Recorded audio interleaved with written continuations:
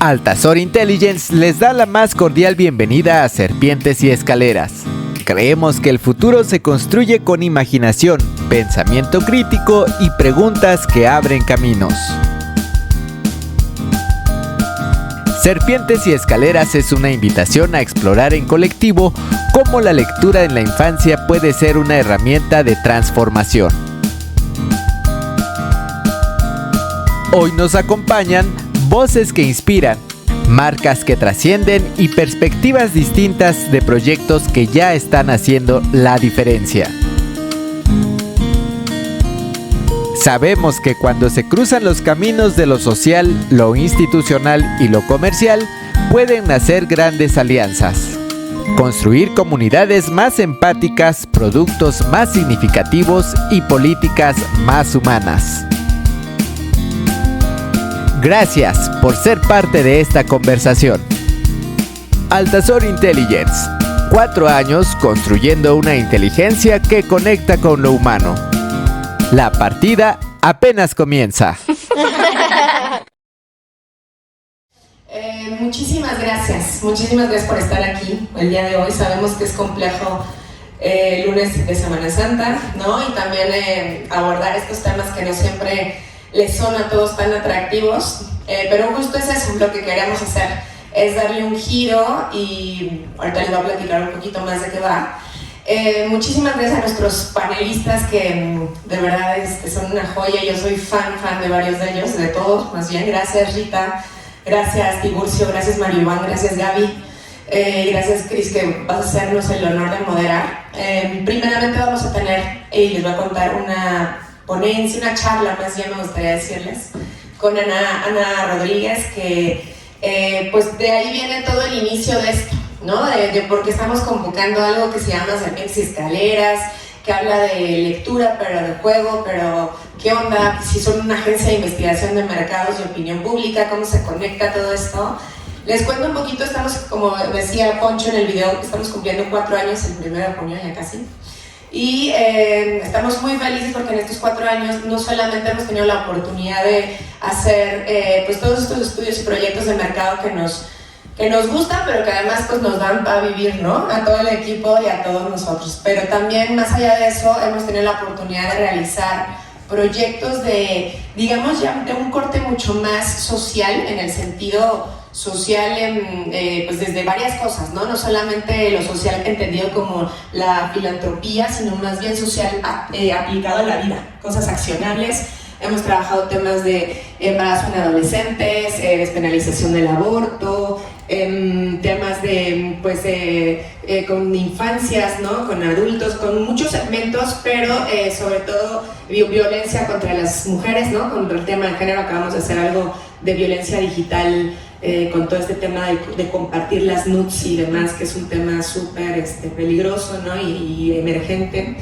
Así como también desde el Poder Judicial, o sea, nos encanta estar en todo, ¿no? Nos metemos desde aplicar cemento con albañiles literal, ¿no? Probando un producto, hasta estos temas que nos encantan también, que tienen que ver más con la sociedad. Entonces, lo que pasó aquí y decidimos es que cada año íbamos a tratar de hacer un evento donde regresarle un poquito a la sociedad, ¿no? De lo que nos ha dado y lo bondadoso que ha sido pues sí, el mundo, digamos, el mercado con nosotros. Y este año se lo decidimos dedicar a la lectura y al juego, ¿no? Aprovechando abril también dijimos, pero surge por este proyecto que justo en el evento de hace un año, Ana Rodríguez, que va a ser quien va a charlar ahorita con nosotros. No voy a olvidar que aquí mismo estando formadas por un vinito, que ahorita vamos a pasar también todos si gustan, me abordó y me dijo, oye, Altazor, ¿por qué Altazor? ¿No? Entonces pues, ahí comenzó la conversación y nos quedamos platicando un buen rato. De ahí surgió este proyecto que hicimos pro bono con Ana. Ana tiene este proyecto increíble que se llama Biblioteca Mágica Buenaventura y ella les va a contar un poco más, pero es un proyecto que fomenta, pues más que la lectura, es la lectura, el juego y una transformación social, y justo es lo que queremos. Dejar este punto de la lectura como esta obligación que siempre nos han dicho de tienes que leer para ser culto, ¿no? El que lee más es el más interesante o más sabio para resaltar en tus grupos sociales, etcétera, etcétera. y darle otro giro y verlo desde otro lado, y es como la lectura aplicada con el juego puede hacer maravillas, ¿no? Y yo lo he vivido, ya llevo un año con el sistema de Buenaventura con mi hijo que tiene 5 años, y es una cosa muy brutal, pero creo que además es urgente ponerlo sobre la mesa en tiempos tan complicados como los que estamos viviendo ahorita, a nivel país y a nivel mundo, ¿no? Donde pareciera ser que todos nos hacemos a un lado, y evadimos la responsabilidad o la corresponsabilidad que tenemos como sociedad en todos los eventos que están surgiendo y que nos llaman muchísimo la atención porque se hacen virales, porque nos volvimos la Inquisición que está detrás de una computadora o de un celular, y que pedimos cada vez penas más grandes o castigos más grandes, y dejamos a un lado dónde está nuestro rol, qué estamos haciendo en esta sociedad, tengamos o no hijos, porque creo que esto nos toca a todos, ¿no? Y entonces, bueno, pues de eso va esta sesión. Viene Ana, que les voy a pedir que la recibas con un fuerte aplauso. Yo pido muchísimo trabajo a este proyecto, porque además Ana lo hace de todo corazón, y es ella tiene muchos proyectos, pero este en particular le nace del alma, y su familia completa está también aquí y forman parte de este gran proyecto. Y cedo, querida, gracias. Muchas gracias por estar, y muchas gracias a Yola. Yo aquí muy emocionada de presentarles qué es Buenaventura. Y entonces me voy a arrancar con serpientes y escaleras, porque nos dijeron que son serpientes y escaleras. Entonces, ¿cuáles son las serpientes y las escaleras de la primera infancia en la nueva era? Y esto no es un cambio de época, es cambio de era, porque se está replanteando qué es el ser humano, qué es la familia, qué es la vida, etcétera, etcétera. Entonces es cambio de todo está sembrando. Y entonces, ¿qué enfrentan? Y ahí acoto, familias urbanas, Ciudad de México. ¿Cuáles son ese entorno que hace? Bueno, pues la Armada de Estados Unidos, después de la Guerra Fría, dijo: estamos en un entorno VUCA, volátil, incierto, complejo y ambiguo.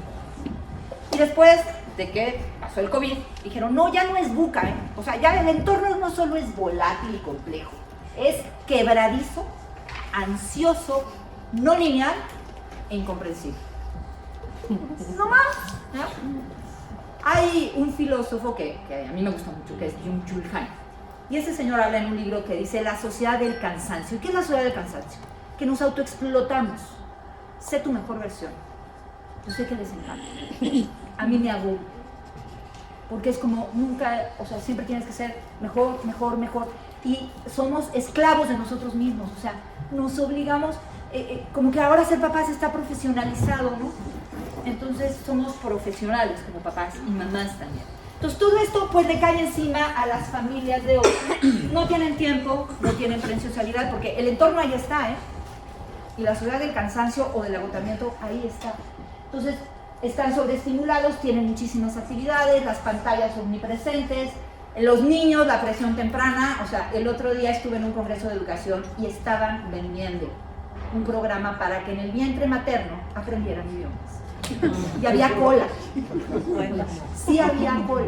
Y a ver, sí, yo sé, desde los 8 meses el bebé escucha, pero es que escuche el bebé los sonidos no quiere decir que tenga que empezar yo mamá meterle la presión de que sepa chino o ruso, ¿no? Para que escuche.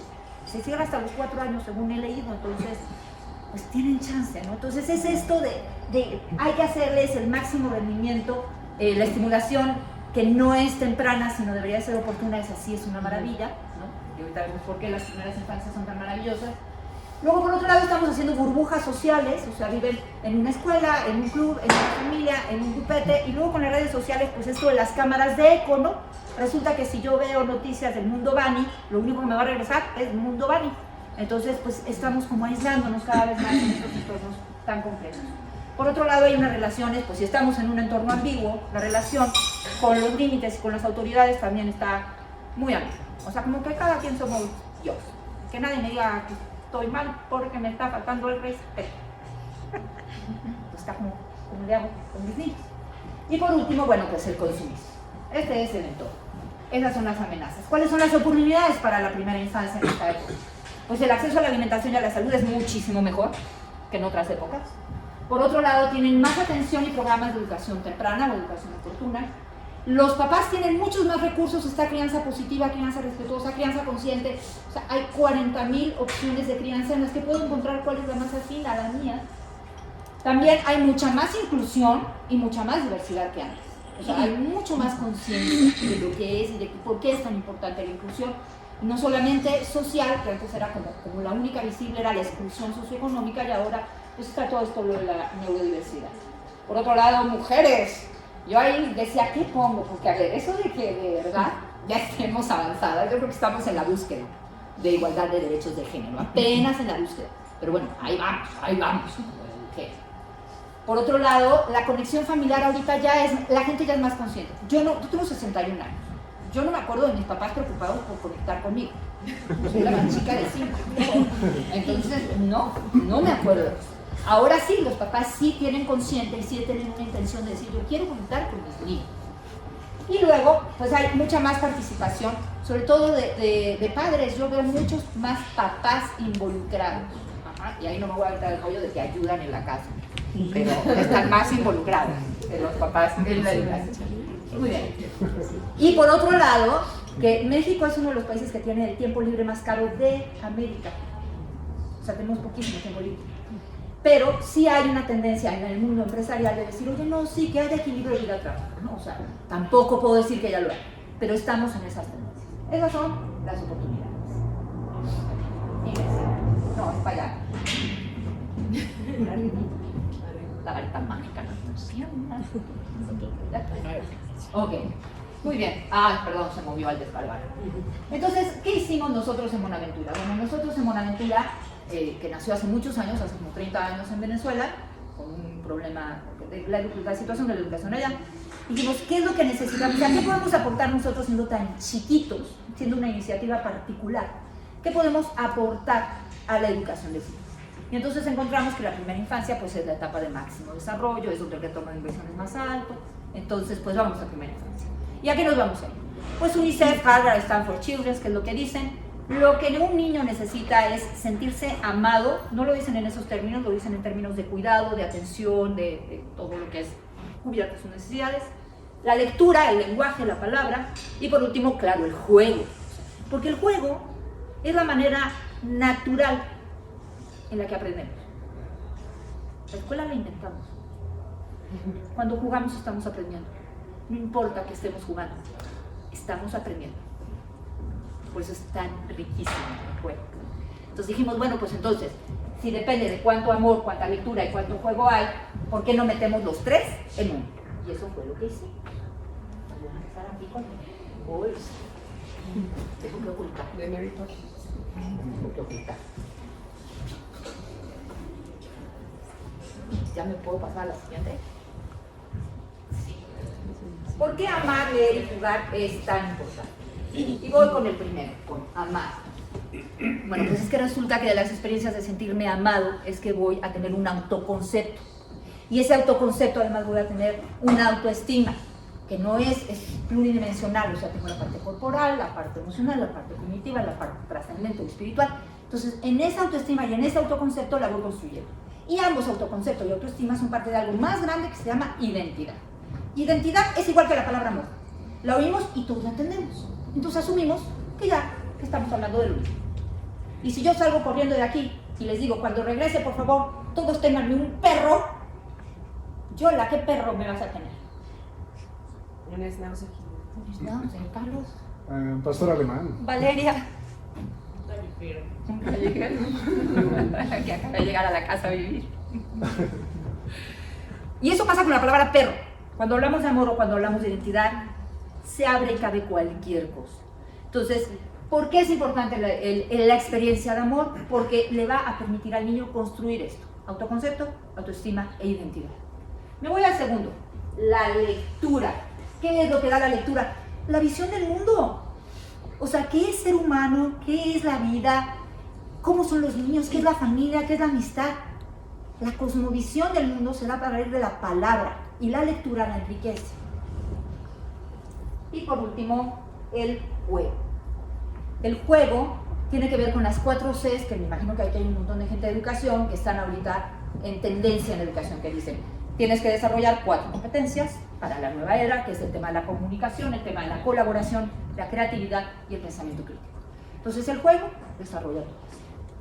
¿Hasta ahí con vos? Bien. ¿Sí? ¿No he dicho ninguna burrada? No. Muy bien. ¿Qué es lo que pasa entonces?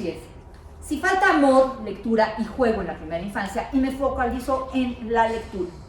Un niño que no tiene vocabulario, el vocabulario de los niños a los 3 años de edad, 3 años de edad, predice los resultados académicos a los 10. Un niño que no tiene buen vocabulario a los 3 años de edad y que tiene malos resultados académicos a los 10, tiene una autoestima frágil en el colegio. Porque en el colegio, ¿por qué te valoran? Por los resultados académicos. Y entonces va a ser el niño bully o el niño bulliado. O otros. No es así tan blanco y negro. Pero es como una bola de nieve. Entonces, acá en secundaria, entonces me dicen de los colegios, uy, ven para acá, para el colegio. Sí, claro, secundaria, amiguita, teníamos que haber empezado en preescolar. Ahora hay que detener la bola de nieve. Y además, la causa está muy lejos de la consecuencia. No se ve. Por el otro lado lo tenemos en positivo. Un niño que tiene un buen vocabulario a los 3 años de edad va a tener buenos resultados académicos. Y va a tener en lo intelectual una autoestima sólida. Eso no quiere decir que tenga una autoestima sólida en otros aspectos. Pero en lo intelectual, ahí va a estar sólido. Y por eso tengo el lado. Y ahora sí, me voy con serpientes de escaleras. Y las traje las escaleras. Traje mi escalera, y traje mi serpiente. Serpientes y escaleras. Y me encantó el título, porque tal cual. ¿Y cuál es parte del problema? Que a veces creemos que la serpiente es una escalera. Y lo hablábamos ahorita que estábamos conversando antes de subir acá. Uno de nuestros principales problemas son, yo les dije hace rato, los papás se profesionalizan. Se han querido profesionalizar. Y además los están presionando para que se profesionalicen como papás y como mamás. Y por otro lado, las maestras, en muchos modelos educativos, pues el pie de las maestras está en la enseñanza, más que en el aprendizaje, ¿no? O sea, desde la identidad de maestra. Tengo que enseñar, si no enseño no soy maestra, ¿no? Entonces ahí ya estamos así como, ¿cómo le vamos a hacer? Entonces, pues, primera serpiente, que sea algo obligatorio, y me voy más bien con la escalera, porque estas pues ahí las tienen a la vista. Establecer en casa y en el colegio una rutina ritualizada. Para meter ritual, la diferencia es que el ritual tiene significado, la rutina es simplemente el acto repetitivo. En donde que, hace rato decía, oye, pero es que los niños no pueden elegir, decía ella, ¿no? Y entonces, un bebé, desde la cuna, si yo le digo, ¿qué quieres? Señala, antes de hablar. La libertad se educa desde la cuna. Ahora, no le estoy ofreciendo aquí fuego, le estoy diciendo entre estos dos. Y entonces, él señala a uno de los dos y ahí el niño empieza a elegir, porque la libertad tiene que ver con el tema de toma de decisiones, esto tiene que ver con las posibilidades de elección. Entonces, que el niño pueda elegir, sí, es la hora de leer, es la hora de leer, jugando. Pero ¿cuál quieres que te lea? ¿O cuál quieres que te lea primero? Y entonces, que pueda elegir el niño, eso es fundamental. Y tener flexibilidad. Si yo llego de aquí cansadísima, ay, no tienes que leer porque es la hora de leer. ¿Sí? Porque entonces, ¿cómo lo voy a hacer? Si llego cansadísima y digo, hay que leer, porque ya esa señora me dijo. ¿Cómo le van a leer a esa pobre criatura? Sin ganas. De mala, cansado. De mala, cansada. Y los niños son maravillosos porque lo perciben todo. Y lo perciben así. Entre más chiquitos yo creo que más perciben, pero no sé. Yo no soy educadora. Les encanta el enseñarles, el corregirlos. Es que no se dice pero, se dice perro. Y entonces ahí está la pobre criatura que todavía no tiene para decir perro, horas y horas corrigiendo. Entonces, por favor, si quieren que a sus hijos les encante leer, o a sus sobrinos les encante leer, no los corrijan, déjenselo a la maestra. Los que son buenísimos haciendo eso son los papás. Los papás dejan pasar los errores. Las mamás nos encanta, es una gran oportunidad. Entonces, teniendo a mi niña la señora allá, nos encanta corregir y nos encanta enseñar. Entonces, si te agobia mucho porque ya está entrando en primaria, pues dile, en la frase anterior hubo un error, pero a ver, encuéntralo tú. sea, busquen estrategias que sean de autocorrección. No yo te estoy corrigiendo todo el tiempo. ¿O a ustedes les gusta que los corrijan? No, a mí tampoco. Muy bien, más escaleras. Que el clima sea relajado. O sea, que el niño perciba en ese momento, yo dejo mi celular, dejo todo, te tomo en brazos o me siento a tu lado. Y el regalo es toda mi atención. Me regalo en un cuento. Eso el niño lo percibe. Cuando yo disfruto la lectura, cuando yo estoy contigo, cuando hay esa conexión profunda, pero no porque tengo que estar conectada, sino porque dejé todo atrás y porque el libro que te voy a leer, que es El Cocodrilo Gentil, es divertidísimo. Pues porque te voy a leer El Cocodrilo Gentil y me voy a morir de la risa contigo porque voy a hacer las voces de todos los animales. Entonces, lo vamos a disfrutar. Eso es fundamental. Que el clima sea de verdad relajado y que sea esa atención y ese afecto. Además, otra cosa, los niños no necesitan tanto objeto ni tanto juguete. Ni tienen que ir a Disneylandia, ¿eh? La Maribel sí. Con Kiki también. Pero a Disneylandia no los tienen que llevar. Entonces, ¿qué es lo que es que luego les damos y luego nos quejamos de que los niños quieren todo, pero pues si les estamos dando todos los objetos y los regalos, así va a ser. Entonces, por eso es tan importante que me regale yo y te regale mi atención y te regale ese amor y ese encuentro maravilloso y entrañable que vamos a leer juntos. Y otro más, que pueda desarrollar la conciencia y la expresión de su yo interno sin generar conversación, pero a partir de lo que el niño va a ir elaborando, es decir, dialogando. Y dialogar, que suena fácil, ¿verdad? Que viene desde Platón. Pues no, resulta que dialogar es escuchar lo diferente a lo mío. Porque si estoy escuchando lo mismo que yo, no estoy dialogando. Entonces, si al niño no le gustó, que también apagamos hace rato, pues no le gustó. ¿Qué pasa? O sea, no le gustó. Qué bueno, está empezando a identificar que le gusta y que no le gusta, ¿no? No todo nos tiene que gustar. Y siguiente escalera. Que haya espacios diferenciados. Yo sé que la literatura, la lectura tiene unos mensajes maravillosos, las fábulas, hay unos libros que yo adoro, hay uno que se llama Sombrero, de Editorial Flamboyant, que es una joya para la solidaridad, pero no lo forcen. Abran otros espacios para enseñar, para hablar, y yo les diría, ni siquiera hablen, hagan. ¿Quieren que sus chavos sean solidarios? Sean solidarios. Que los vean a ustedes actuando. No critiquen a la vecina, no se quejen del otro. O sea, si los oyen haciendo eso, diciendo que qué horrible es la vecina y quejándose del otro y ya, y le grito al del tráfico, pues eso es lo que van a aprender.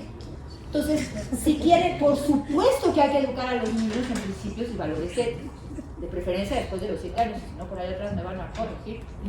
Que allá sí tengo un par de pedagogos buenísimos. Entonces, cuando ya tengan el desarrollo cognitivo, ellos ya podrán entender. Ahora, los cuentos clásicos, todo, la literatura, les voy a la literatura con L mayúscula. La literatura con L mayúscula es la lucha entre el bien y el mal. El niño lo va a percibir. No le tienes que decir que Caperucita se portó, se equivocó. No. Cuando el lobo se lo va a comer, él ya se dio cuenta de que Caperucita se equivocó. No, o sea, la regó la Caperucita, ¿no? Pero no le tienes que decir, ¿ves? Tú sí hazme caso, no vayas a ser como Caperucita. Y mira, se rían, pero es que sí se los hacen a las pobres criaturas, y se los hacen todo el tiempo. Como diría uno de mis queridísimos socios. Si queremos que a los niños les encante leer, tienen que tener experiencias en las que les encante leer. Y si no les damos experiencias de disfrutar la lectura, ¿cómo les va a encantar leer? Entonces, esto son serpientes y escaleras. Hasta ahí voy. Voy a volar. Y aquí hay 4 estrategias que utilizamos para que a los niños les encante leer.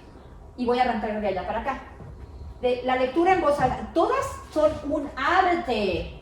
La lectura en voz alta, ¿qué es lo que tiene? Que el libro es lo central, el adulto da su voz y da la expresividad a la narración, y luego los pequeños son receptores.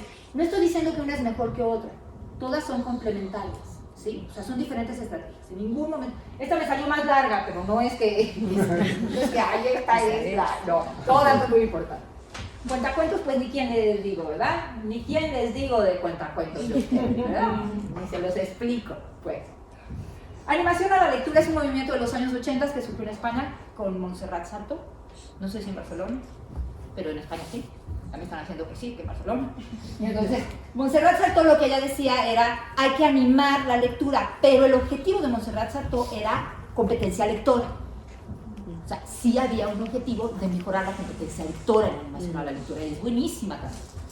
Y el juegacuentos es el que nos inventamos nosotros, por eso me salió más largo, porque tengo más información de él, nada más.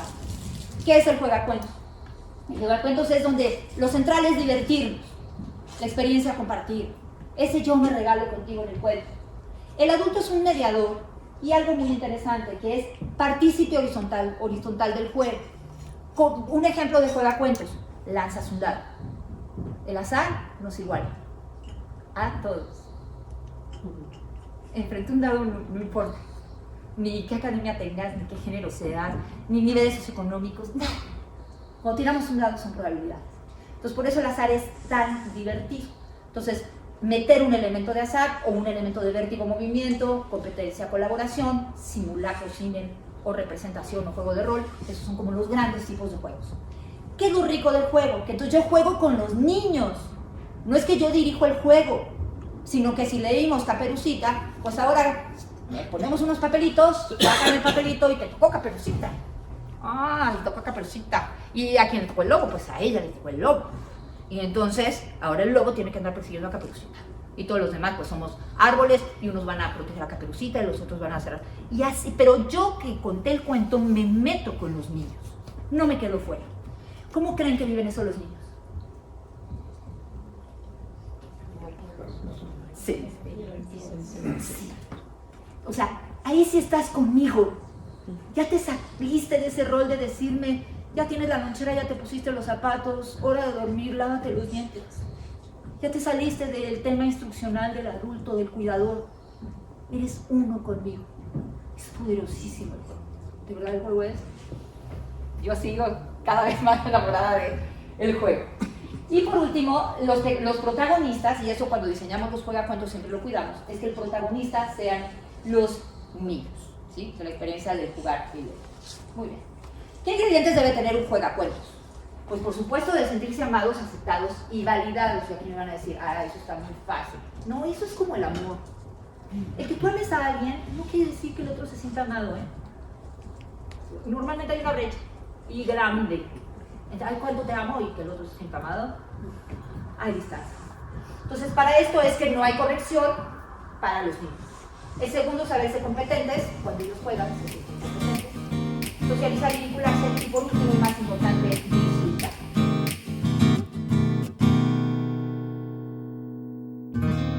Muy cerca de nosotros hay un gato, literal,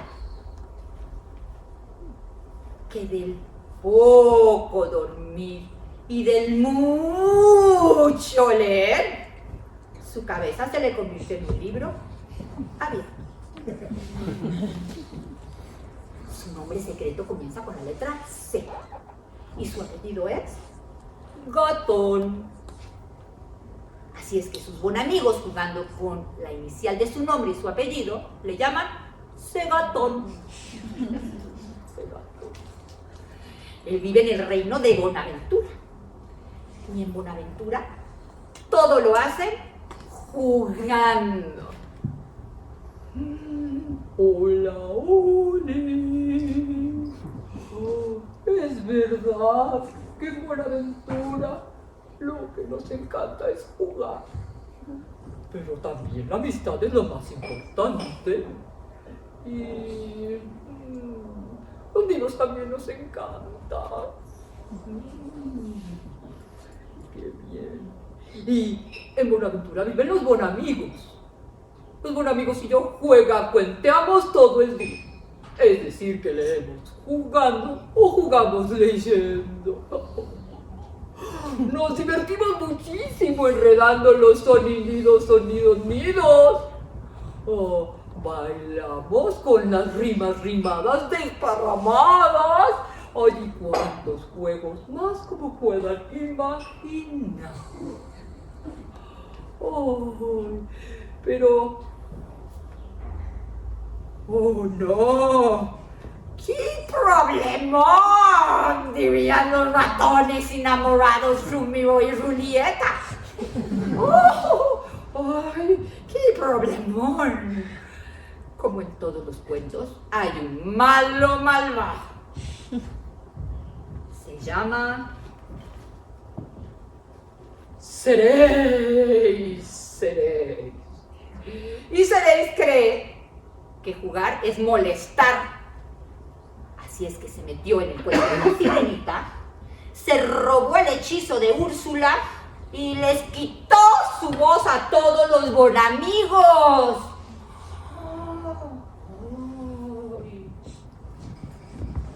Memoria, memorioso, escribió haciendo magia Segatón. Aleph, papel. Oh, sí, gran solución. Iré al mundo de las niñas y los niños a pedirles ayuda. Ellos sabrán cómo juega cuentear. Ahora, la voz a nuestros bonamigos regresa. Y desde entonces este gato anda por aquí, buscando la magia en ti. Si por ahí encuentras los cuentos que él te deja, los ingredientes secretos a mezclar son amar, leer y jugar. Y colorín colorado, nuestro cuento va a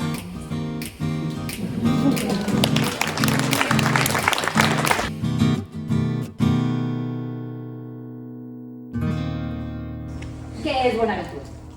Buenaventura se basa en un modelo de un francés que se llama Emmanuel Mounier, que habla del personalismo comunitario, o sea, es un modelo de desarrollo humano, es parte de algo, de una metodología más grande, y lo que busca es eso, experiencias en que los niños y las niñas se sientan amados mientras leen jugando, los tres en uno, porque los papás están agotados y no tienen tiempo. Entonces, las tres experiencias en una sola. ¿Cómo le hacemos? Tenemos un servicio de bibliotecas mensuales a domicilio, hacemos la curaduría, les mandamos la propuesta, ellos dicen, este ya lo tengo, este no, les mandamos los libros, y tienen un código QR, que son unos dibujitos que Segatón les puso atrás, y entonces las mamás con su celular, ahí les decimos cómo hacer para que ese libro se lea jugando. Y hay familias que quieren, escuelas que quieren, familias que no, en donde le agregan a Segatón, es decir, son los libros de Segatón, el gato, los bonamigos, todo eso. Ahora, ¿qué es lo que garantizamos con esto? Accesibilidad económica y tecnológica. ¿Por qué? Porque ahorita el promedio de un libro está en 350 pesos. No sé si han ido a comprar libros infantiles. Pero si se van con Flamboyant, con Ecaré, con V8, Bárbara Fiore, o sea que yo soy fan de esa editorial, o sea, amo Bárbara Fiore. Y creo que soy la única persona que paga 800 y 1000 pesos por cada libro de Bárbara Fiore que me encuentro. Entonces, así hacemos que sean accesibles, además con tecnológica. Y lo último, que ese espacio que tienen mamás o papás, familia, leyendo, jugando y expresando amor, es de altísima calidad. ¿Por qué? Porque nos fundamentamos en UNICEF, no me lo inventé.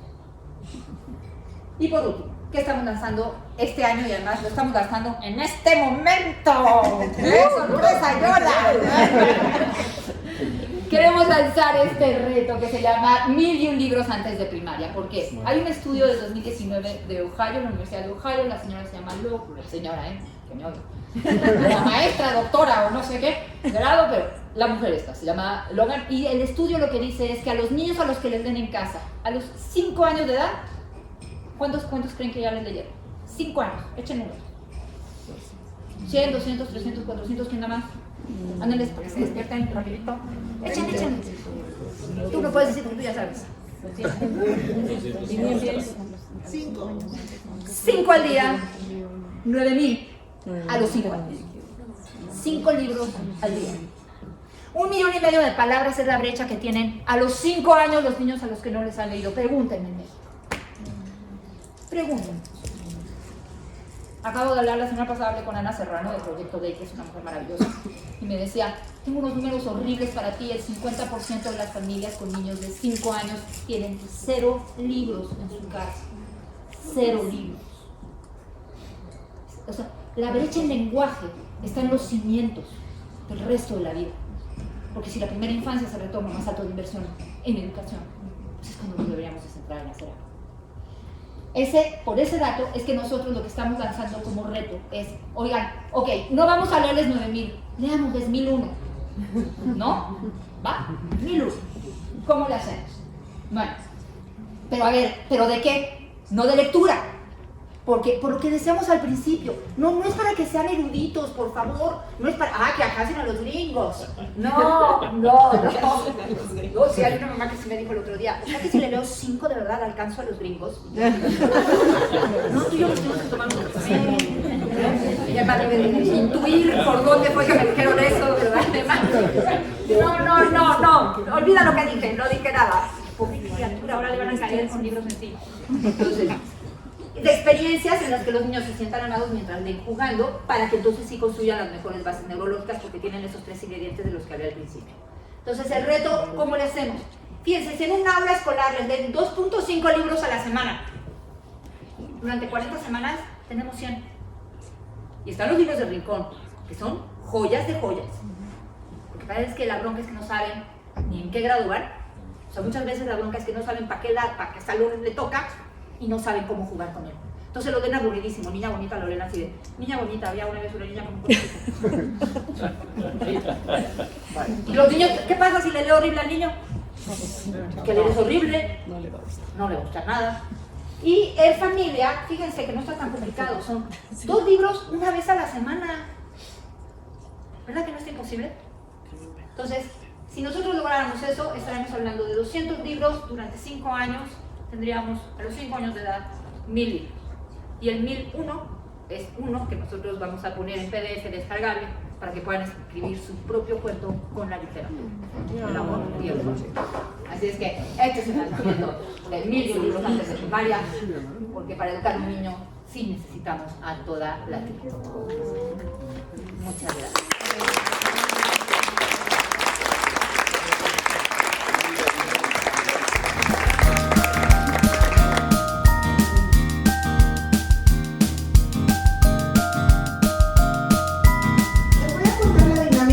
Vamos a tener para esta conversación en este panel que se llama Jugar a leer, imaginando otras realidades. Y la intención, como les decía, es que aquí tenemos a 4 caudillos en sus respectivos ámbitos que han hecho cosas muy interesantes y que nos va a encantar escucharlos. La forma en que vamos a trabajar es, voy a comentar ahora las preguntas y cada uno va a tener alrededor de 5 minutos.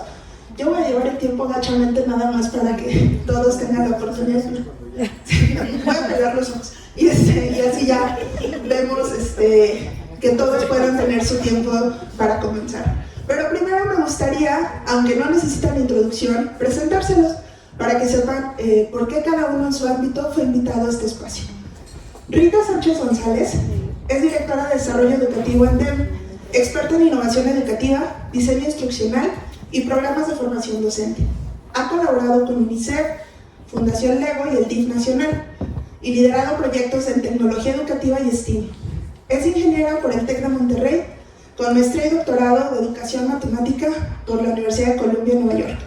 Es miembro activa de Mujeres por Educación, Mujeres Unidas por la Educación, y consultora en proyectos nacionales e internacionales. Además, ama el béisbol, sueña con visitar los 30 estados en Estados Unidos y lleva 17. Está bien. Posteriormente, me da mucho gusto presentarles a Gabriela Barkentin, que es periodista, académica y empresaria. Es titular del noticiario Así las Cosas en W Radio, articulista en Reforma, podcastera en El País, entre otras plataformas, para que los escuchen, socia fundadora de Tridente Aceleradora, profesora de la Universidad Iberoamericana, y además odia el chocolate, le va a los Pumas y quiere seguir viviendo en México.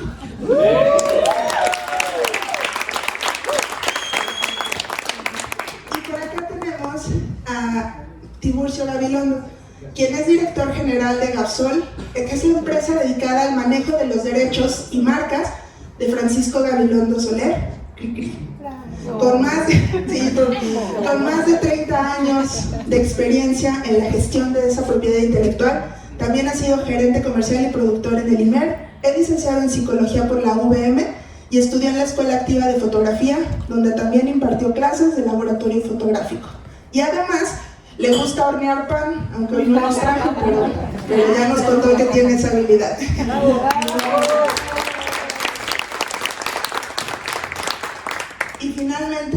tenemos por aquí a Mario Iván Martínez, quien es ídolo de muchos aquí. Es actor, cantante, cuentacuentos con estudios en Londres. Ha sido premiado 12 veces por críticos teatrales y es embajador de Cricri desde 2007. Ha colaborado con orquestas como la Sinfónica Nacional y OFUNAM y representado a México en el Cervantino. Es autor de libros infantiles sobre figuras como Van Gogh y Sor Juana, publicados por Penguin Random House y galardonados por la CANEM, y además ama el café.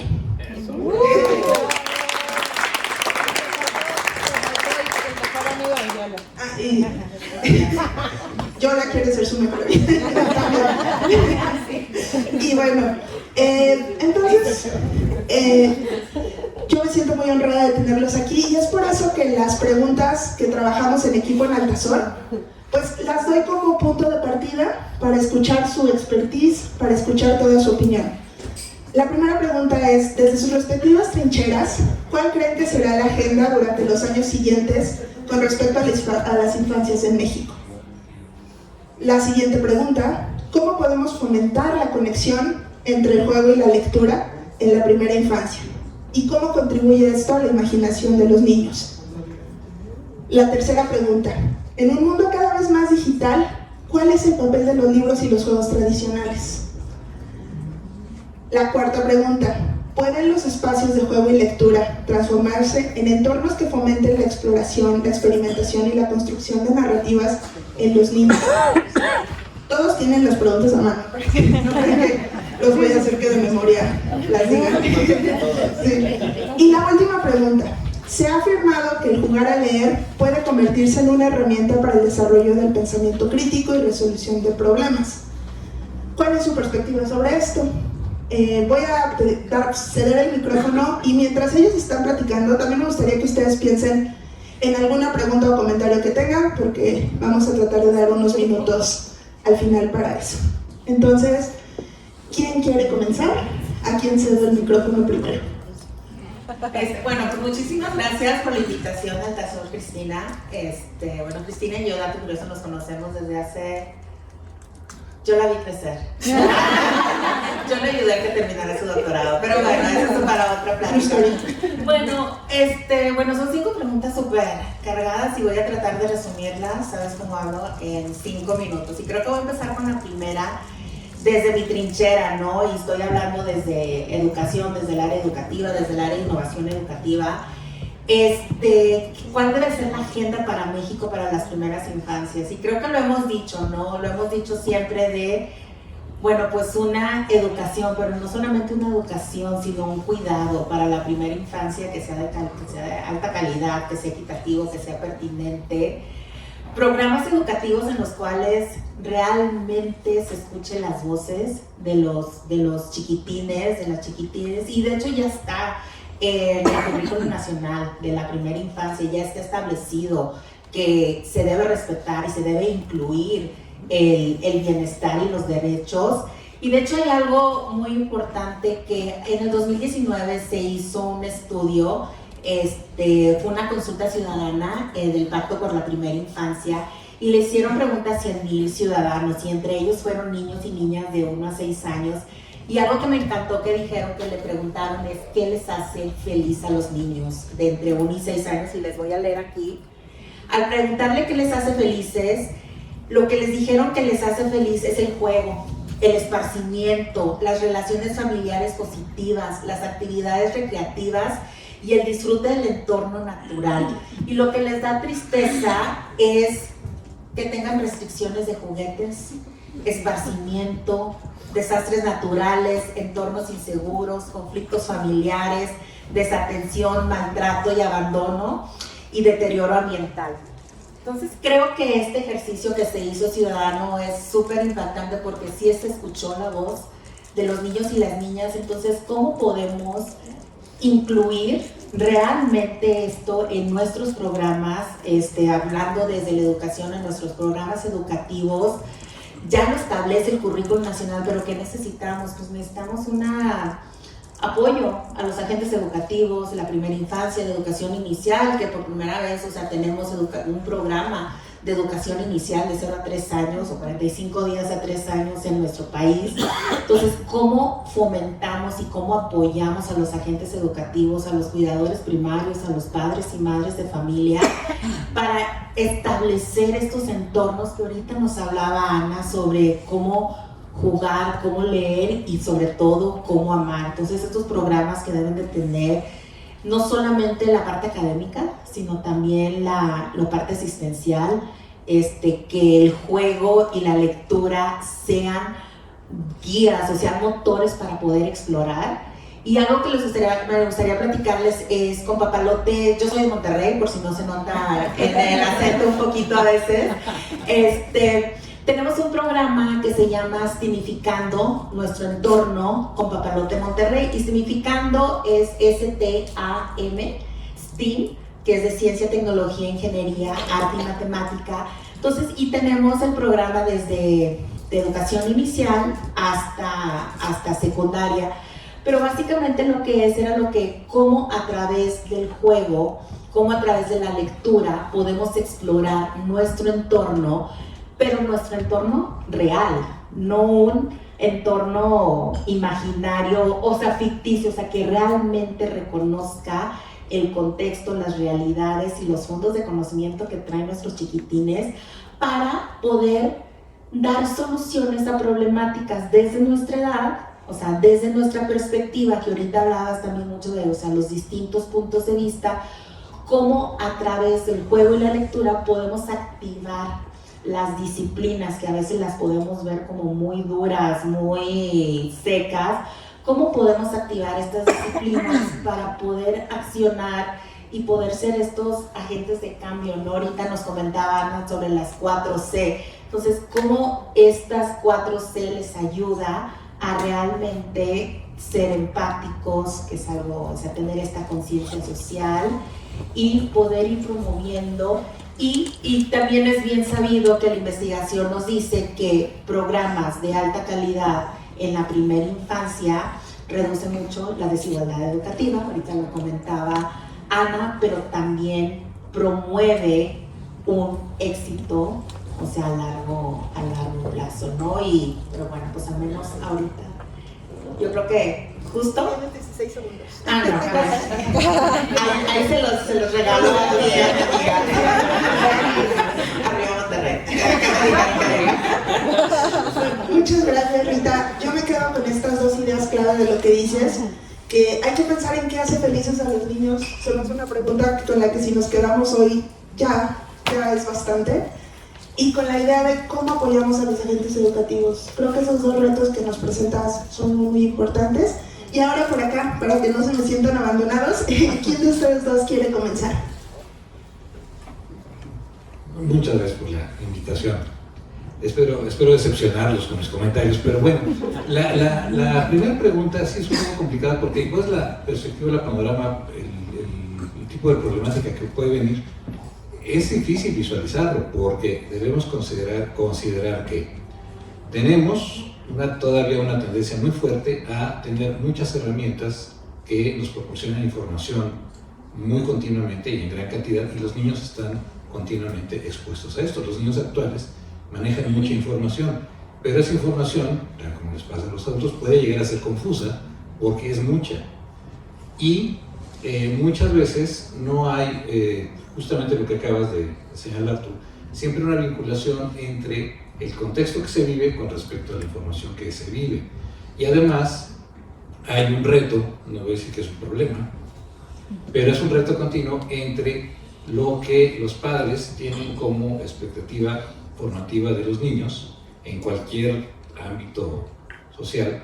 Es decir, cuando los van a la escuela, tienen una expectativa con respecto a la escuela, y la escuela está sujeta también a cumplir con ciertos objetivos de trabajo.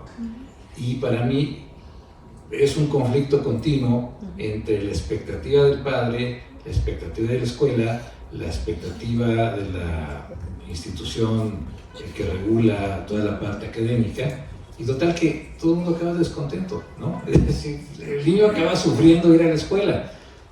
Y se refleja mucho en esta cuestión de las tareas, por ejemplo, porque así acá lo más chocante del mundo es que te dejen tarea porque la tarea no te da tiempo para jugar, ¿no? Y si te pones a jugar, después estás haciendo la tarea a la medianoche, te regañan, sale la clásico, es que necesitas una cartulina, ¿no? Bueno, ya se le acabó, ¿sí? Y entonces, pues resulta que, pero aquí hay un error que se comete mucho de mi perspectiva, y es que lo que hace el padre de familia es que le avienta una bolita a la escuela, ¿no? Y la escuela también está esperando que le resuelvan cosas de parte de las instancias académicas, ya sea la SEC o sea alguna otra institución a la que estén ellos adscritos, ¿no? Y entonces siempre hay una expectativa en el otro, y al final la responsabilidad recae en el niño, ¿no? Porque pues oye, sacó un 7, pues, no, qué bueno que sacó un 7, ¿no? Pues malo que no hubiera sacado nada. Un día mi hijo ya es mayoría, un día llega de la escuela y me dice, pues le dije, ¿pero cómo te fue? Y dice, ay, saqué un 4. Digo, ay, qué bueno. Y se enojó. Dice, ¿pero cómo? ¿Por qué me dices que qué bueno? Digo, pues qué bonito. Pues, así tienes que ir sacando números de cada uno de una vez. Y no se esperó esa respuesta, pero su reacción fue como de, pues ¿qué no se supone que tienes que estar enojado? Digo, lo peor que pude haber hecho en ese momento era regañarlo. Simplemente eso demostraba que, bueno, de lo que entendió en la clase, pues le alcanzó con un 4, ¿no? Entonces uno como papá tiene que ser muy sensato y ser muy coherente con que, bueno, pues a ver, ¿qué le estamos enseñando a este sujeto? Hay que empezar por eso. Ese niño que tenemos bajo nuestra responsabilidad, sea hijo, sea sobrino, sea el vecinito que nos encargaron, quien sea, bueno, es otra persona. Sí, lo vemos como niño y casi parece está a la par de las mascotas, pero no, es otro individuo, es otro ser humano. Y entonces hay que tener mucho cuidado con lo que uno dice y hace, porque estos lo van a absorber, y lo veíamos un poco en el ejemplo que nos contaban con el cuento. Pues ellos están rápidos y captan todo, y sobre todo captan mucho las incoherencias. Entonces, si uno es inconsistente, bueno, pues lo van a captar. Entonces, primero hay que tranquilizarse, o sea, no hay que complicarse. Mi perspectiva es de que no nos compliquemos. A ver, si las cosas nos están pareciendo complicadas, bueno, tomamos un momento, tomamos aire, ¿no? Respiremos y vamos por partes, y vamos a ser muy honestos también con los niños, porque a veces parece que tuviésemos nosotros que saberlo todo, que poderlo resolver todo, y también se vale que si alguna vez el niño nos pregunta algo, decirle, bueno, no sé. Había un anuncio muy bonito, no me acuerdo que esto que anunciaron, si fuera el producto, pero me gustaba mucho porque una niña, digamos, a la hora de la tarde, estaba el papá, dice, oye papá, ¿y una ballena azul cuánto pesa? Y el papá le contesta, no lo sé, pero vamos a verlo en tu libro de ciencias naturales. Y se me hace encantador porque fue, bueno, no sé dónde ve la información, pero vamos a buscarla juntos. Y aquí yo creo que ese es un punto muy importante y se conecta muy bien con lo que lo señalaban hace rato. Cualquier cosa que querramos inducir o fomentar con respecto al niño, hay que hacerlo junto con él. Si le aventamos la bolita de que pues haz tu tarea, que la escuela te enseñe, que los medios de información nos den solamente lo que yo me parece aceptable que veas, no, vamos a sentarnos con el niño a leer, a jugar, a escuchar la radio, es muy importante. La radio es un gran medio de comunicación, es mi favorito, no porque esté aquí Gabriela, pero la radio es esencial. Y entonces si nos sentamos con ellos, vamos a empezar a armar las cosas lo mejor posible. Muchísimas gracias, Tiburcio. Creo que me encantó escucharte, sobre todo pensando en la frase honestidad con los niños, porque yo me atrevería a decir que el arte y la propiedad intelectual que tienes tú de Cricri se basa mucho en eso, en cuentos honestos, o sea, y como que me quedo con esa idea de todo lo que nos compartiste. Muchísimas gracias. Me gustaría ahora pedirle a Mario si nos puede que nos cuente un cuento. No venía preparado, pero... Mi madre, Margarita Isabel, me dijo alguna vez, estoy leyendo el cuento de un niño así, güerito como tú, que viaja de planeta en planeta y está muy preocupado. ¿Por qué? Pues porque tiene un corderito y una rosa y tiene mucho miedo de que ese corderito se coma a la rosa. Y ahora una parvada de palomas fantásticas se lo llevan a visitar otro planeta donde se encuentra un rey que vive solo, y luego a un farolero. Ya llegó a la tierra y se ha encontrado con un zorro que busca a un amigo, y ahora con una serpiente, y hacia la serpiente. Y luego, pues cuando lo acabe te lo presto con mucho gusto. Entonces no era, te portaste mal, así que tienes que leer de la página 65 a la 1582, ¿no? Mientras me siento a ver la televisión, ¿no? Cuando nos portábamos bien, se disfrazaba de hada, y ya con la luz apagada y solo la del pasillo entraba a hacernos todo un sketch. Y si nos portábamos mal, se disfrazaba de bruja. Lo malo es que la bruja era más divertida que la de hada. Bueno, yo agradezco mucho la invitación con este egregio panel de amigos, compañeros, pedagogos, gente que se ha dedicado a través de diversas trincheras a mejorar constantemente las estrategias. Yo quiero compartir mi experiencia como cuentacuentos, y regresando un poco a la pregunta, pues ¿qué quisiera uno? Que se sigan detonando acciones que sean decisivas, políticas públicas que desde el más alto nivel de decisión gubernamental tomen en cuenta a los niños y a las niñas y a los adolescentes, que ellos puedan tener acceso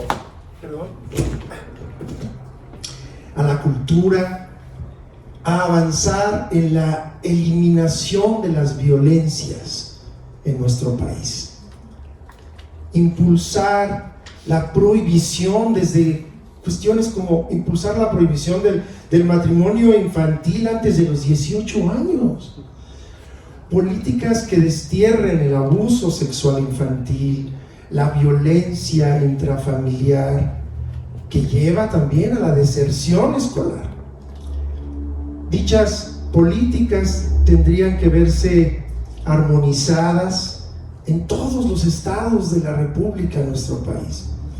Apostarle a la información oportuna y temprana para evitar el embarazo adolescente. México ocupa un lugar muy preocupante en este tema, que pues naturalmente afecta negativamente a la salud, a la permanencia en la escuela, los ingresos presentes y futuros, el acceso a oportunidades sociales, laborales, especializadas y de calidad.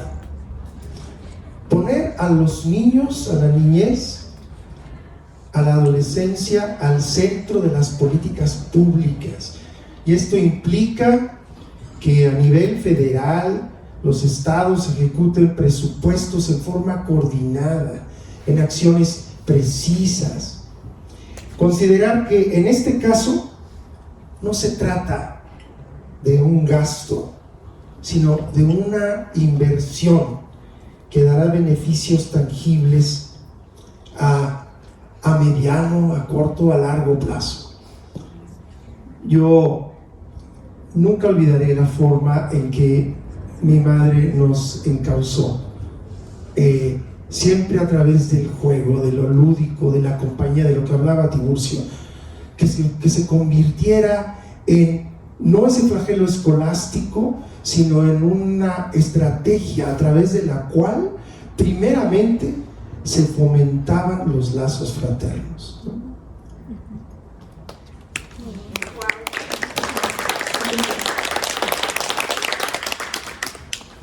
pues creo que todos nos vamos a quedar pensando mucho en todo lo que nos compartiste, Mario. Y creo que lo primero que recuerdo es que mi papá un día llegó y me dijo: esta biografía de Cicerón es muy fuerte, no la vayas a leer. La voy a dejar en la repisa de arriba porque no quiero que la leas. Y estoy yo leyendo y decía: pues yo no veo lo fuerte, no está bien.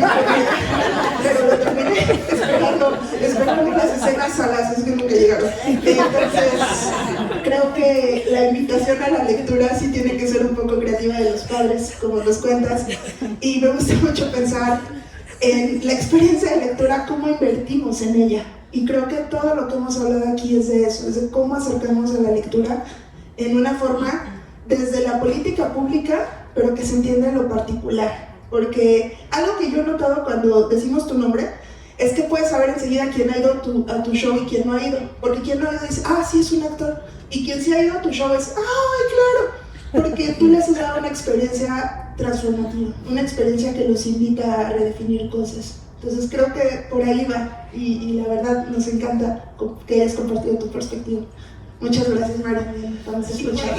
Muchísimas gracias. Yo soy muy feliz porque me dieron un yo-yo. O sea, años de no tener un yo-yo en la mano, entonces agradezco muchísimo que nos hayan puesto un yo-yo en la bolsita. Y agradezco estar aquí. A ver, yo empezaría por decir: yo no tengo hijos, yo no doy clase en preescolar, yo no cuento cuentos. O sea, exactamente por qué estoy aquí. Pero me encanta estar aquí. Pero fui niña, muy buena, fui niña y doy clases, pero pues allá grandotes, pues no, pero bueno, siempre con Altazor voy a hacer todo lo que ellos me pidan porque me parece que es la agencia más interesante que hay en este país y además el tema me encanta, ¿no? Entonces ya más, me encanta estar aquí con todos ustedes. Me impresionó lo que decías hace rato de las que hacían cola para que aprendieran idiomas desde el embarazo, en el vientre materno. Me parece terrible, o sea, no sé si ya está en la nueva temporada de Black Mirror, pero si no... Y me quedé pensando, como en mi generación, las mamás o sea, mis amigas cuando fueron mamás, les ponían al Baby Einstein y Baby Beethoven y Baby Mozart y Baby no sé qué, y entonces le ponían ahí en la panza, ¿no? Las tradiciones, y yo imaginaba al pobre bebé retorciéndose y diciendo: puta, déjame en paz, cabrón. O sea, no me puedo ir a ningún lado porque me estoy atrapado aquí en la panza. A mí me gusta el rock. Y yo estoy seguro que muchos de los que hoy hacen corridos tumbados les pusieron Baby Beethoven, ¿no? En la panza, y los pobres hoy salieron a decir: ni nada, es que vamos.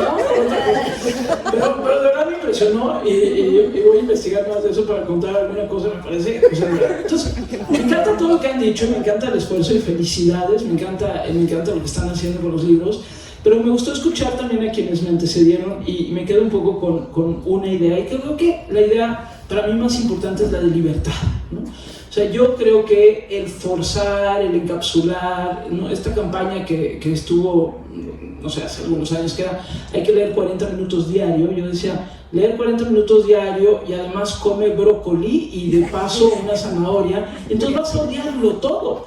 O sea, si de por sí odias el brócoli y odias la zanahoria y además te van a poner a leer 40 minutos diarios, se vuelve un suplicio. O sea, a mí me encanta leer desde chavita. En un momento dado entendí, yo viví como en muchos países desde chiquita por mis papás, por la chamba de mi papá, y los libros eran un poco un refugio para mí, ¿no? O sea, como era el lugar donde yo me sentía seguro. Entonces yo me escondía y me ponía a leer, y leer novelitas, no las grandes. No, pero me hubiera encantado que me lo presentaran así, porque seguro hubiera ido: este libro es tremendo, pues yo ya estaba,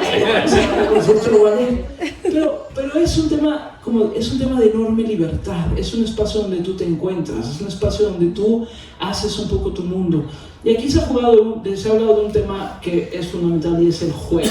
Y yo sí creo que el juego te permite justo esta construcción de otras realidades. Y por eso yo seguiré insistiendo. Creo que poner como ciertas cuotas de pronto no me sirven mucho. A mí me sirve, incluso yo hay libros que leí 10 veces porque me gustaba tanto que lo volví a leer y lo volví a leer hasta que ya no me gustaba, porque ya lo había leído tantas veces que ya quería otra cosa. Pero yo hubo libros que leí muchísimas veces, o películas que vimos muchas veces, o lo que sea, que lo vuelves a ver, o canciones que las vuelves a escuchar como un montón de veces.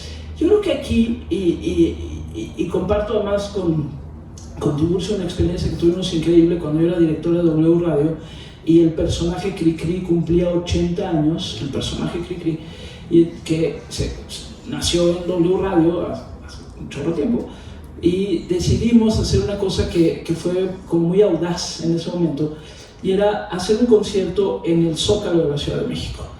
Y era muy audaz por muchas cosas, entre otras porque el entonces jefe de gobierno, Mancera, nos dijo, órale, va, pero tienen 2 semanas. No, güey, ¿cómo 2 semanas? 2 semanas. O sea, en 2 semanas lo tienen que armar, lo tienen que hacer. Y estábamos un poco como con la duda de decir, ¿qué le significa hoy Cricri a los niños o a los más jóvenes? Estamos hablando ya de un montón de años, ya fue hace un montón de años. Y la decisión que tomamos fue que la otra estación, yo trabajo en un grupo donde hay varias estaciones, una de esas es La Qué Buena, y 6 grupos de La Qué Buena tomaran una canción que les gustara mucho de Cricri, la cantaran en su estilo, y luego cantaran un éxito de ellos. Y me acuerdo perfecto que el concierto fue un jueves a las 5 de la tarde en el Zócalo de la Ciudad de México. Y decíamos, puta, a ver ¿cómo le hacemos? Lo más impresionante es cómo se atascó. Yo sigo teniendo la fotografía. O sea, ahora sí que Andrés Manuel, quítate que ahí te voy, porque nosotros llenamos el Zócalo con Cricri hasta el gorro un jueves a las 5 de la tarde, o sea, no un domingo, no, jueves a las 5 de la tarde. Y lo más impresionante era cómo los papás, porque yo me fui como metiendo, los papás, las tías o lo que sea, a los hijos les iban contando, es que esta canción yo la escuchaba cuando era no sé qué. Esa, de todo lo que hemos hablado el día de hoy, me parece que es el elemento más importante, el que nos contemos, el que nos enamoremos de que nos cuenten, porque contar me permite ubicarme de otra manera en la realidad y además me permite nombrar lo que no sé explicar. Y en el mundo hay muchas cosas que no sabemos explicar. Entonces me encantó lo que decías ahorita, que hacía el hada, que hacía la bruja. Yo, mi familia, mi padre es alemán y cuando vivíamos en Alemania de chiquitos, en el 6 de diciembre, creo, que es el día de San Martín, y allá era muy importante el día de San Martín, y San Martín llegaba a caballo y tú tenías que dejar tu zapato, un poco como los reyes, pero en diciembre tenías que dejar tu zapato y San Martín te dejaba o unas frutas si te habías portado bien o una vara si te habías portado mal. Y entonces, pues era el día anterior, dejabas ahí como tu zapatito para ver si lo que te iba a tocar es una vara o unas frutas, ¿no? Y en mi casa, pues varias veces hubo varas, hay que decirlo, también soy de una generación en donde te ponían varas, hoy eso ya es imposible, ya eso es antiderechos de cualquier cosa, pero soy de una generación donde todavía te ponían una vara, y era así, y entonces te contaban, y cada uno de los elementos servía para contar algo. A mí lo que más me sigue enamorando es una persona que me cuente algo, hacer que los niños y las niñas cuenten y se vayan en eso afirmando, se vayan mirando, si es a través de un libro, si es con el propósito o el pretexto de un libro o no, pero si se van contando y nos vamos narrando, vamos logrando otras cosas. Y cierro nada más con algo que me pasa en mi programa de radio. Yo tengo en el programa de radio a una persona que se llama Enrique Quintana, que es un hombre ya grande y que él habla de economía. Él explica aranceles, es el director del Financiero. Él entra al aire conmigo para decirme por qué Trump está poniendo los aranceles y si se nos va a caer no sé qué y si pasa no sé qué. Quienes aman a Enrique Quintana son los niños. Sigo sin saber por qué, pero creo que porque tiene un tono de contar muy afable, aunque está hablando de economía y de finanzas. Y los niños se acercan y quieren saludarlo y se quieren tomar una foto con un señor que no me lo imagino particularmente rodeado de niños. O sea, es muy serio, él es el director del Financiero, pues, pero cuenta cosas. Si nosotros contamos, enamoramos, y así es muy fácil acercarte a un libro, a una canción, a una serie, a una puesta en escena, porque me enamora que me cuentes cosas. Yo creo que en este mundo hipertecnologizado, lo que tenemos que hacer es más que ponernos cuotas de alcanzar, es enamorarnos de cómo nos narramos para de esa manera abrazar al mundo. Y yo agradezco que alguien como tú haga lo que haces, porque eso es de verdad, es como quedarte así, o lo que hiciste hace rato, es como te quedas así como de, pero ¿y qué sigue? O sea, ¿qué sigue en la historia? Cuando alguien me engancha y me dice, ¿qué sigue en la historia? Yo ya estoy ahí. Entonces, gracias de verdad por todo este esfuerzo. Me encantaría que lo promovamos en la medida de lo que podamos. Me encanta lo que están haciendo. Y yo solo diría, vamos a contar cuentos. Y creo que contando cuentos nos enamoramos mucho más de la vida de lo que hemos hecho hasta ahora. Gracias.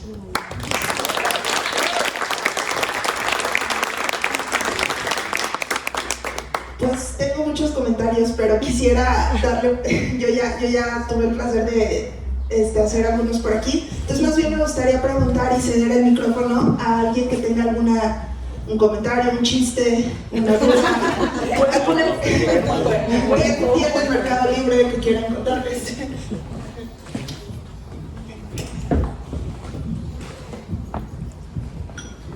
Gracias, efectivamente es un comentario. Y es un comentario que retomo de la participación de Gabriela, porque justo te presento como de, yo no tengo hijos, yo qué hago aquí, no tengo nada que ver con lo infantil, digamos, con la literatura infantil. Y creo que es algo muy importante recalcar, al menos yo tuve el privilegio de estudiar un poco de cerca la colección del libro A la orilla del viento del Fondo de Cultura Económica para mi maestría en traducción. Y la verdad es que me planteaba mucho esa dicotomía que existe entre literatura para grandes y literatura infantil. Y yo creo que es importante quitarle a veces ese apellido para retomarlo, o sea, para hacerlo público de todos. Porque en realidad la literatura infantil se puede aprovechar la edad que tengas. Y creo que muchas veces se considera como la literatura infantil no tan importante o como que no sé, no enriquece tanto, y la verdad es que es una de las literaturas más ricas, más divertidas, le quita mucho la seriedad a los libros, que a veces puede imponer, porque yo no sé si les pasa, pero a veces hay libros que dices, son libros canónicos y entonces, no sé, se tienen que leer. ¿Sí? O sea, realmente tenemos que leer el Quijote y lo tenemos que leer así en el español antiguo de Cervantes. ¿Por qué no leer una versión infantilizada que es divertida y podemos seguir de manera más sencilla, ¿no? Entonces creo que vale la pena a veces plantearnos como quitarle ese apellido, como yo le llamo, de infantil, porque es literatura a final de cuentas. Y como experiencia personal, yo cuando me he sentido alejada de la literatura, digamos de la literatura para adultos, regreso a la literatura infantil, regreso a los cuentos, regreso como a las canciones, porque me da como esa seguridad de decir, aquí me puedo divertir, si no termino el libro no pasa nada, ¿no? Entonces creo que eso vale la pena. Y, o sea, también reconocer que estos espacios le dan esa voz a la literatura infantil que muchas veces no se le da. Y creo que espacios como los libros, las ferias de libros, las editoriales, igualmente le dan un peso de agentividad a los niños que en muchos espacios no se da, y que creo que vale la pena porque hay que respetarlos como individuos. Tienen ideas, tienen identidades, son personas que deciden y que están formando, ¿no? Formándose a sí mismos, pero que muchas veces no les damos como ese papel, ese rol tan importante, o como esa agentividad. Entonces creo que espacios como este ponen en el centro a las infancias, y aunque no hay niños aquí, pues creo que nos recuerda que todos somos niños, ¿no? Y que los niños, vale la pena hablar de ellos y vale la pena, pues, invertir como en estos espacios. Gracias, muchísimas gracias. Nadia, por acá. Sí, bueno, es que no vi por acá. Hola, gracias a los cuatro. Voy a plantear una pregunta que no espero que respondan en este momento, pero creo que es la principal pregunta con la que me voy. Yo crecí rodeada de cuentacuentos, escuchando a Cricri, con una mamá que tenía el tiempo de sentarse a leer conmigo, porque sí es un tema también de tiempo, y que podían pagar los libros y podían llevarme a ver cuentacuentos. Mi pregunta es, en un contexto, en un país en el que la educación está cooptada por estructuras pues, políticas, ¿cómo podemos socializar esto para que trascienda a la base de la pirámide? Porque estamos en un espacio de privilegio, o sea, no solo aquí, sino que a quienes podemos acercarnos hay un tema de privilegio, pueden pagar el servicio, pueden ir a las ludotecas, pueden...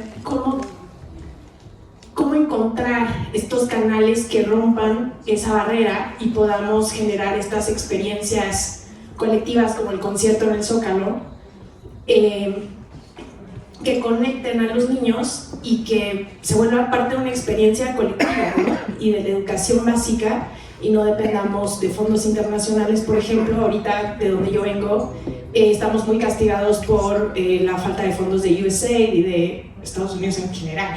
Entonces, ¿cómo generamos un modelo que no dependamos de organismos internacionales, que no dependamos de afuera y que podamos conectar con, pues sí, con el sistema educativo, ¿no? Para que sea algo perdurable? No espero una respuesta en este instante, solo lo dejo sobre la mesa. Gracias. La pregunta así gigantesca, y qué bueno que les das tantito tiempo para que la procese, Nadia. Y un último comentario para cerrar. Cintia. Hola, qué placer escucharlos. Yo sí tengo una duda que quiero que me contesten. No sé qué hacer con ella. En lo que decía Gaby, entonces esperaría que los otros tres me contestaran. Tenemos clases adultos, ¿no? Yo doy clases a nivel posgrado. Mi principal reto es que les pido, escribe de qué se trató lo que dieron en la plática. Y es un reto terrible, son personas profesionistas que no pueden escribir. Y entonces yo me volteo a pensar, caray, es que parece que nos hizo falta leer, ¿no? Yo vinculo mucho escribir con leer, si no lees no escribes, ¿no? O sea, no hay manera.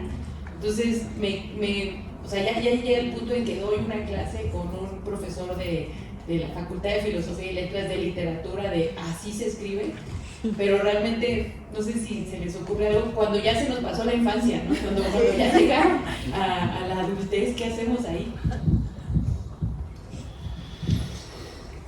Mi primera impresión para mi primera posible respuesta para esa pregunta sería, quizá el adulto, en este caso estos adultos, por ya haber pasado por el proceso formativo de la escuela, quizás estén tropezando con ese requerimiento de que siempre tienes que dar la respuesta correcta, es decir, tienes que hacerlo bien.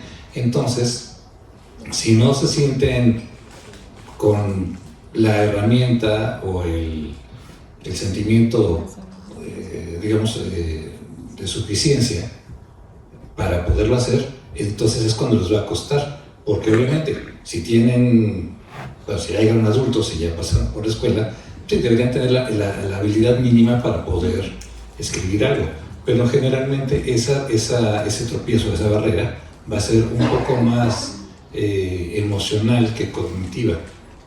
Entonces eso es un grave problema, y por eso lo importante de lo que se hablaba hace rato, de hacer sentir al niño suficiente y que crezca con esa sensación de que, bueno, pues él puede hacerlo, ¿no? Y a lo mejor tendrá más alcance, menos alcance, pero puede hacerlo. Y es quizá lo que le está pasando a estos adultos, que no se están sintiendo suficientemente cómodos para expresar lo que ellos requieren. Y si esa expresión también implica no solo una abstracción de lo que revisaron, sino también algo de cómo se hacen sentir, pues todavía más complicado poder compartir lo que se siente, ¿no? Entonces, porque eso casi siempre lo reservas para un ámbito que es más íntimo, más personal.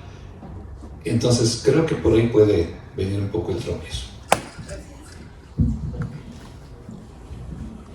¿Tu nombre? Cintia. Yo también doy en universidad y batallo con mis estudiantes en cuanto a escribir, plasmar sus ideas. Pero creo que coincido mucho contigo, yo les digo, o sea, sí, hay un requerimiento que tienen que cumplir, o sea, digo, son varios criterios, pero sí les digo que les voy a dar el espacio para que ellos puedan ir plasmando sus ideas, que le pierdan el miedo. Creo que ese es mi principal objetivo.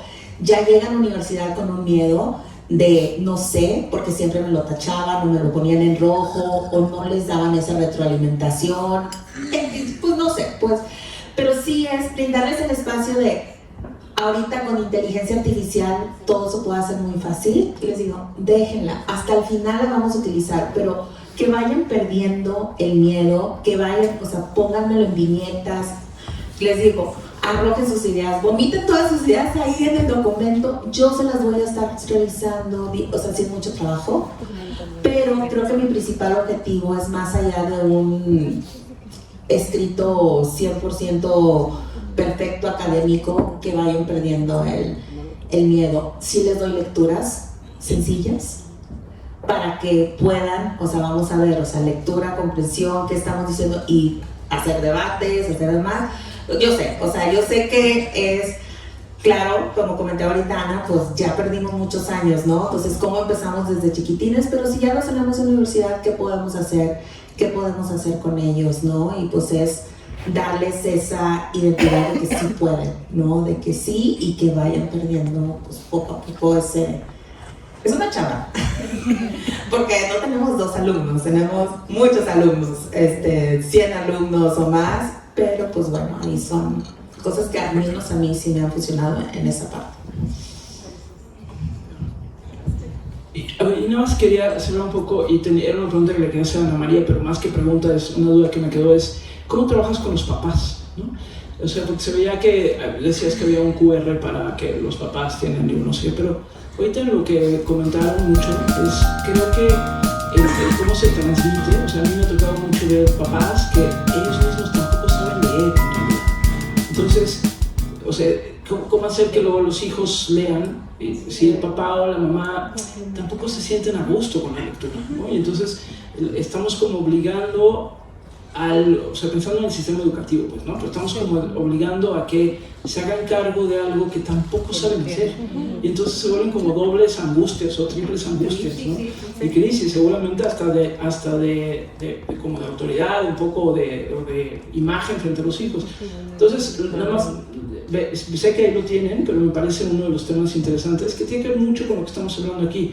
Yo no estoy muy seguro que se resuelva con un sistema educativo tan quebrado como está. Yo creo que necesitamos entrar desde otras estrategias, y creo que me parece muy interesante lo que están planteando aquí, es cómo entras desde otras estrategias, desde formas en donde puedas ir como infectando con el virus de contar, porque contar nos importa, en segmentos, en grupos, ¿no? Y acompañar a que la mamá no se sienta mal porque no entendió el texto que tiene que leer con el hijo, y entonces el hijo le hace una pregunta y la mamá no lo sabe contestar, y entonces se enoja, y entonces ya vale gorro. Entonces, ¿cómo lograr, digamos, como ese círculo virtuoso es el que a mí me parece más complicado? A mí, ¿quién me enseñó a leer y a contar?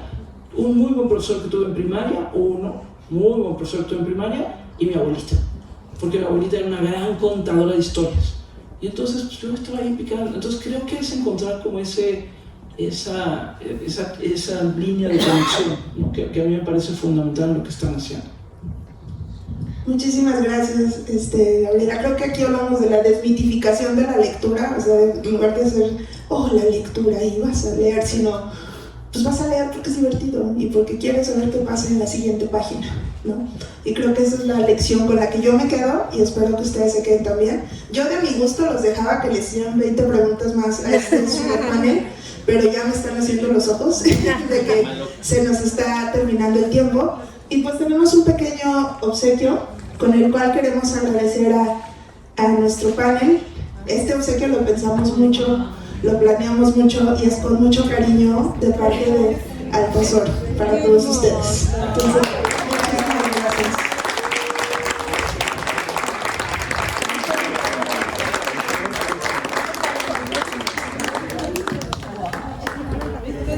Espero que ustedes hayan disfrutado tanto como yo el haber escuchado estas perspectivas. Nos ponemos ahí con ella. Sí, sí. Bueno, si quieren me quito. No, ¿qué te quitas? ¿No me quito? Dice Misa que no me quito, entonces aquí me quedo. Sonríe.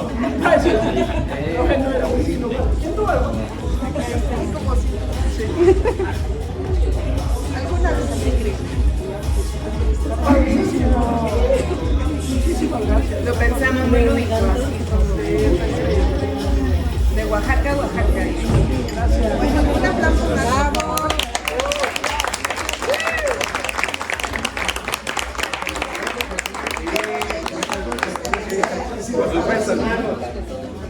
Se me fue bien rápido el tiempo a mí. Entonces,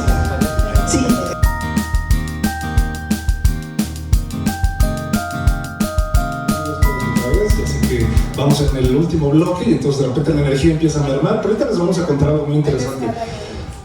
Sí, exacto, ahí está el mezcal, ya están las bebidas listas, entonces también considérenlo, por favor. Dice Bruno Latour que el conocimiento que no se comparte no es conocimiento, es petulancia, o a lo mejor egoísmo. Entonces, más que pasarnos aquí un ratito de boteca diciéndoles, sabemos todo esto, hemos explorado todo esto y hemos aprendido, y nosotros damos unas consultorías bien avanzadas, estratégicas, que sí lo hacemos. Queremos más bien compartirles un poco de estos elementos que de repente parecen obviedades, pero sabemos todos, creo, los que estamos aquí presentes, que a la mera hora no son obvios. Son cuestiones que a nuestros clientes, aliados, partners, se les olvidan o no los tienen presentes. Y rápidamente algunos de ellos tienen que ver con esta cuestión de cómo mamás, papás, cuidadores se sienten atravesadas y atravesados por el deber ser.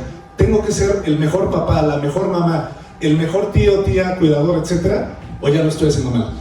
Esta incluso a luz de información y sobresaturación de información que de repente al padre, al madre, cuidador le abruma y le hace sentir de alguna manera tengo que hacer algo con esto, le estoy fallando a mi hija, a mi hijo, a mis sobrinos, a mi pequeño a cargo, etc. Nosotros hemos platicado y hemos explorado un montón de veces esta incluso ansiedad por saturación que ya empieza a jugar en contra del cuidador. Le estoy quedando mal, no lo estoy haciendo bien, es que la maestra no sabe, es que el profesor no tiene tanta idea, es que dice este influencer en redes sociales que la manera de hacerlo es así, yo lo estoy haciendo de otra manera, entonces ya estoy mal. Y otra vez, y es un loop de nunca acabar. Diría yo que lejos de considerarlos como actores pasivos, que es algo que hemos platicado desde el inicio del día de hoy, todas las personas que se pararon acá enfrente lo dijeron de una manera preciosa, y no lo voy a hacer más bonito yo, es el hecho de que las infancias no son actores pasivos, no están ahí esperando a que mamá, papá, cuidadores decidan por ellos. Cosa curiosa, no sé si ustedes saben, pero en la etimología de infancia o infancias está este vocablo latino que significa el que no habla, el que no tiene voz.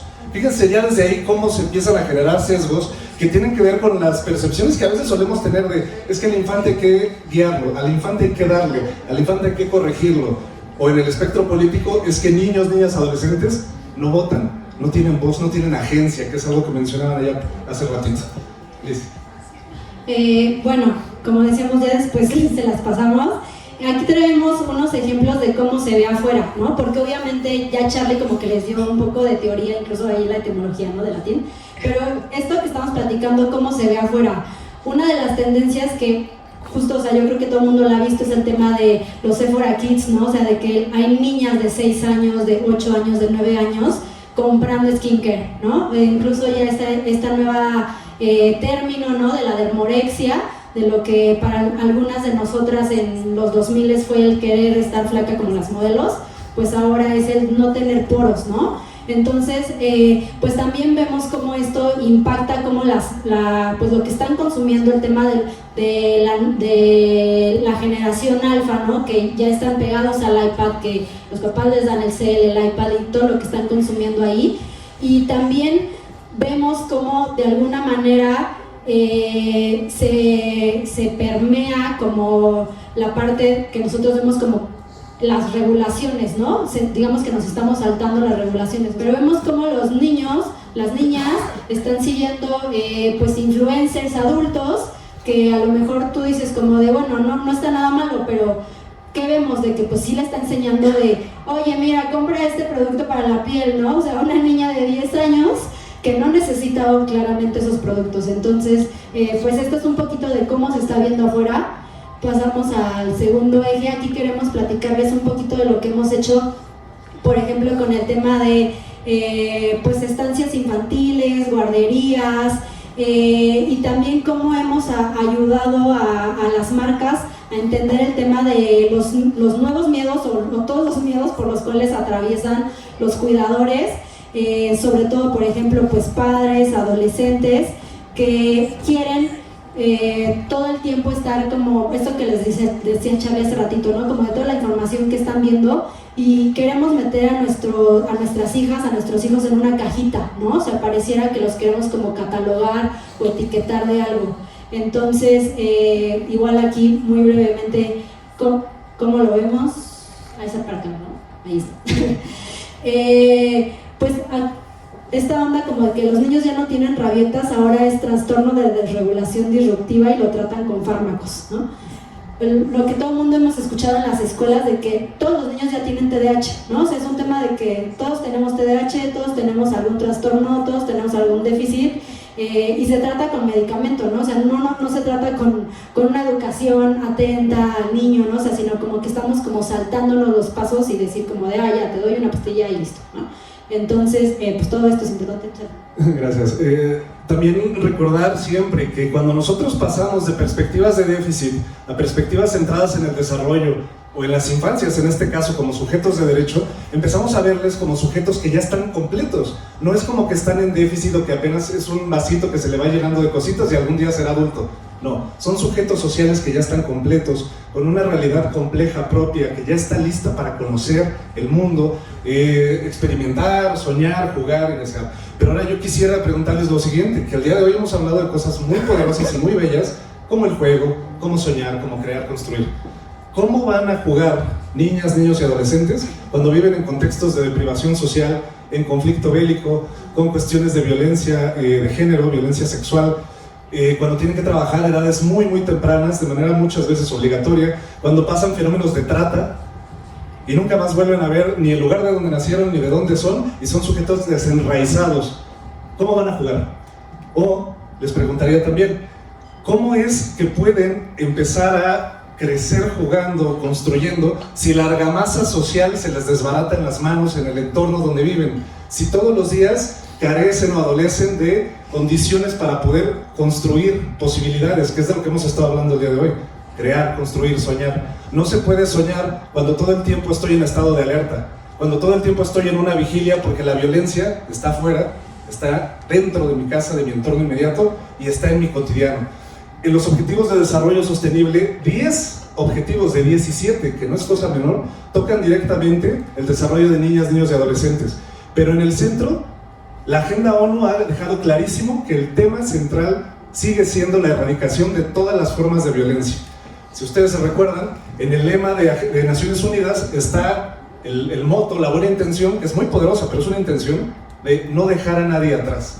Primero vamos a centrarnos en quienes todavía no están donde está el resto, y después ya hablamos de crear, de construir, de soñar, etc. Y bueno, por último, las infancias como receptores de educación y cuidados.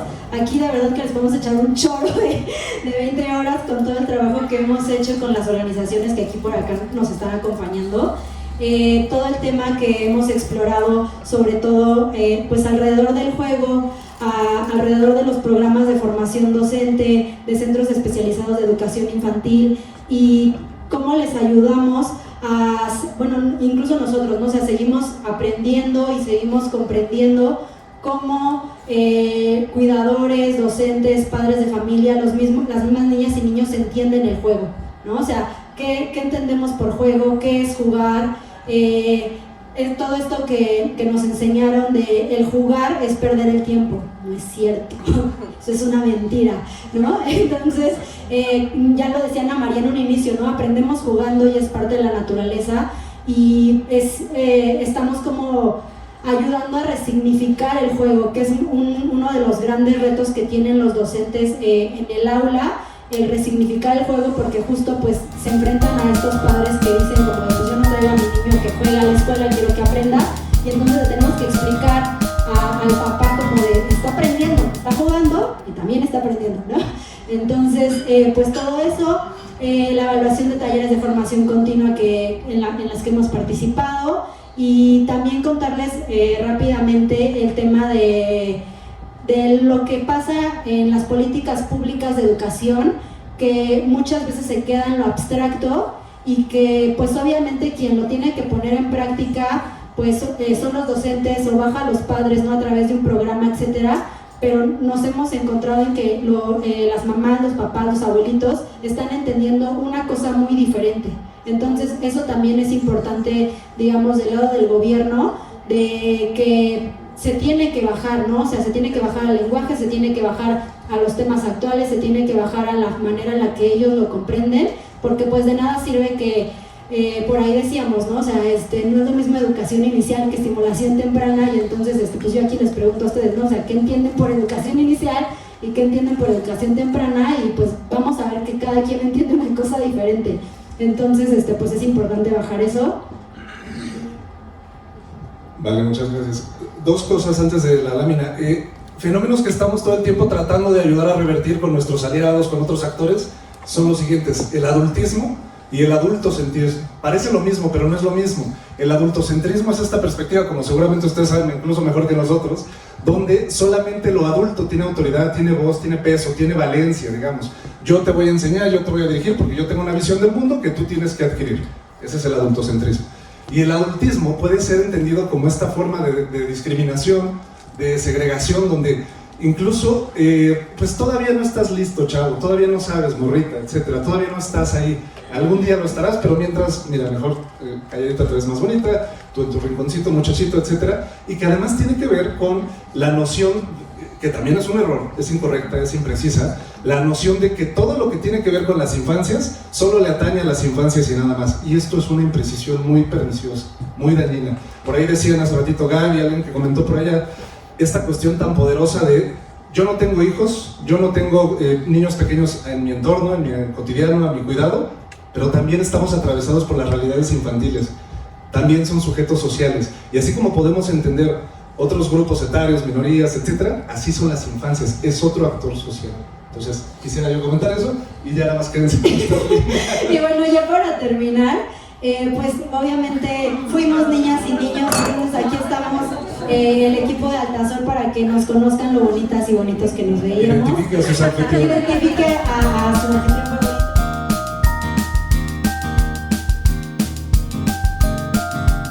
Yo simplemente me gustaría cerrar compartiéndoles una anécdota, que es que yo me acordé mientras: Ana, qué espectacular trabajo haces, de veras, chapó.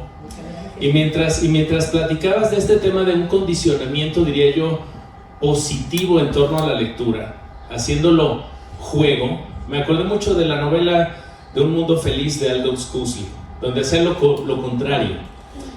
A las niñas y niños que estaban destinados a ser de la clase obrera en esa distopía, las ponían con flores y con libros en salones, y luego les soltaban choques eléctricos en el piso para que asociaran el dolor, digamos, con ese objeto, el libro, las flores, etc., y generaban un condicionamiento clásico operante negativo, ¿no? Y tú nos estás planteando de una manera muy hermosa y muy bella cómo hacerlo al revés. Así que felicitaciones a todo mi extraordinario equipo, orgullosísimo de ustedes. Gracias.